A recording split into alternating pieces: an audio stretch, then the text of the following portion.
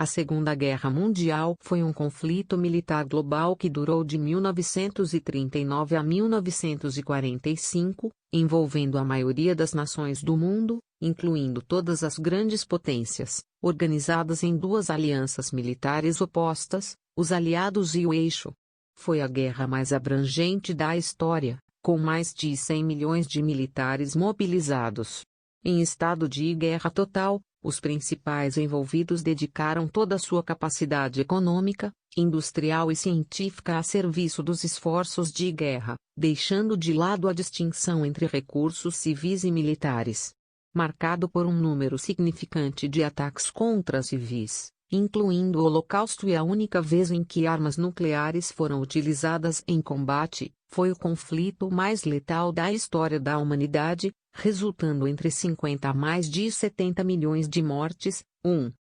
Geralmente considera-se o ponto inicial da guerra como sendo a invasão da Polônia pela Alemanha nazista em 1º de setembro de 1939 e subsequentes declarações de guerra contra a Alemanha pela França e pela maioria dos países do Império Britânico e da Commonwealth. Alguns países já estavam em guerra nesta época, como Etiópia e Reino de Itália na Segunda Guerra Ítalo-Etíope e China e Japão na Segunda Guerra Sino-Japonesa.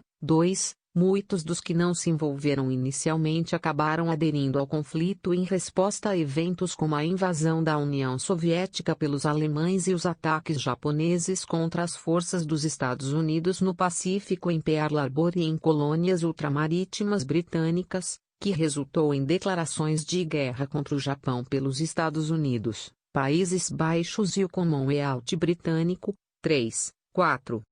A guerra terminou com a vitória dos aliados em 1945, alterando significativamente o alinhamento político e a estrutura social mundial. Enquanto a Organização das Nações Unidas, ONU, era estabelecida para estimular a cooperação global e evitar futuros conflitos, a União Soviética e os Estados Unidos emergiam como superpotências rivais, preparando o terreno para uma Guerra Fria que se estenderia pelos próximos 46 anos, 1945 a 1991. Nesse ínterim, a aceitação do princípio de autodeterminação acelerou movimentos de descolonização na Ásia e na África, enquanto a Europa Ocidental dava início a um movimento de recuperação econômica e integração política.